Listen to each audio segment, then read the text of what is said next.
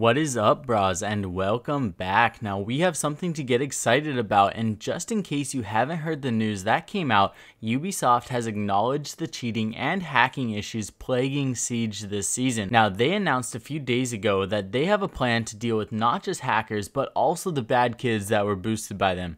In their blog, they mentioned that starting the week of July 16th, they will take action with their first set of ban waves for players that have been boosted by cheaters. There are approximately 600 boosted accounts that are expected to be getting banned that week. Another step they will be taking is requiring the two-factor authentication in order to play ranked on PC, but the dates and details for that are yet to be said. Along with that, they are looking at an improved reporting system and even taking legal action. Now, earlier we saw our first hacking website run for the hills, but more on that after I finish this overview. They are also looking into two big fixes, such as negating MMR gains and losses from matches where a banned cheater was present.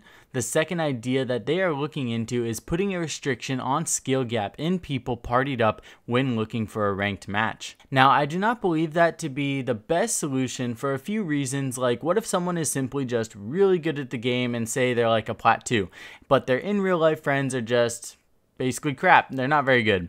Then they can't play ranked games together, and it seems kind of weird. Seems like a downside of getting the game of Siege, especially for newer players. A lot of people play Siege without caring about their rank and want to play with their friends. This may not be an issue for everyone, but I could foresee that being a huge bummer to some. Now, I think there is a much simpler solution, and I don't like to go against something unless I can suggest an alternate idea on how it could be done. So I want to know how many of you guys have played Halo 3. Now, to me, Halo 3 is one of the greatest games of all time. It was straightforward, no ridiculous abilities when playing in the hardcore playlists where all the top players were. It was just straight gun skill, teamwork, and wits and cleverness that got you wins. Similar to how Siege is, or at least was early on. Now, when playing for ranks in Halo 3, instead of just an emblem for rank like Plat, Gold, Diamond, they used military levels such as Brigadier, Lieutenant, General, etc. So pretty much the same thing, just a different style. Now on top of that, Halo 3 also had a number ranking next to their level. For example, a Colonel was a level 40 through 44, a Brigadier was a level 45 through 49, and a General was a level 50, which would be the Diamond equivalent. When searching for a game, if you were in a party of 3, the game wouldn't even lock up and start unless the other team also had a party of 3. Now same thing, when searching in a team of 4, the other party must have a team of 4 also. This eliminated running into full stacks while solo queuing or simply just playing with one friend. The next great perk to this searching system was you only find people within 10 levels of your current rank. If you are searching for a match and are a level 14, you would have a search window of finding players only levels 4 through 24. It would be impossible for you to find a player outside of those ranges. The only exception would be, say you're a level 14 and you're playing with a friend that is, say, a 50 or a General, or would be the Diamond equivalent. It would search for levels 40 through 50. This allows anybody to play with anyone, but you are facing the harder opponents because it searches within the highest rank of your team. If you want to simply play with a friend that's not so good and risk your rank, you can.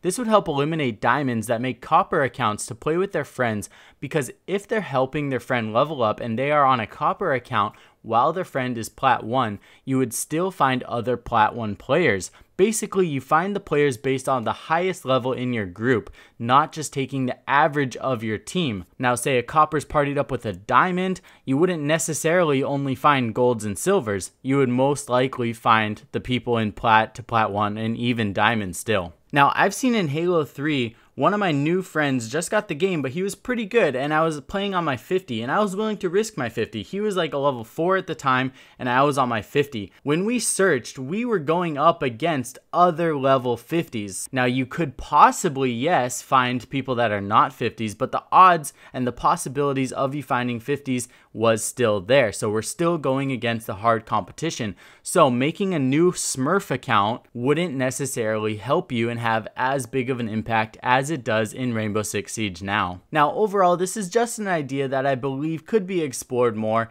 and I know there would need to be a lot of tweaks, and it's not a perfect system, but I do foresee rank locking you out of playing with your friends to just be a huge bummer to some loyal players. But anyways, that is just something that I've been thinking about, but let me know what tweaks you think could be made to overall help the ranking system to not just make it harder for cheaters, but for a more fair experience for everybody playing. Now moving on, earlier we saw one of the first reactions from a boosting website that closed down very quickly after these announcements from Ubisoft. This particular site even goes as far as admitting everything that they have done is wrong and that they deserve to be banned. They also say that everyone working with the site will be moving on from Siege and that they hope Ubisoft can one day eliminate cheating. They even mention what Ubisoft can do to help eliminate hackers, such as how bans need to go beyond just storage device serial numbers and how bans based on other serial numbers or permanent PC values would be more beneficial. Lastly, they even offer to reach out to help combat cheating and eliminate toxicity from their game, and if a dev wants to contact him, they can email him.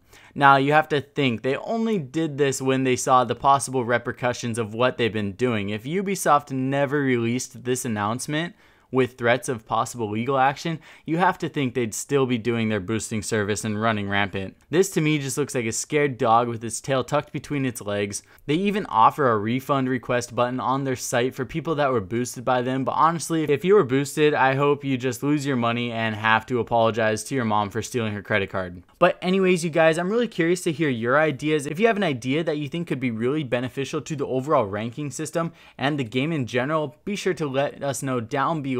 I'll be going through and I'm reading them. I'm really interested in this topic, especially because I was a pretty hardcore Halo 3 fan and player. It's one of the main things that got me into finding tips and tricks and figuring out how to overall get better. Now, I absolutely love you guys all. Can't wait to read your guys' feedback down below. See you guys all very soon. Peace.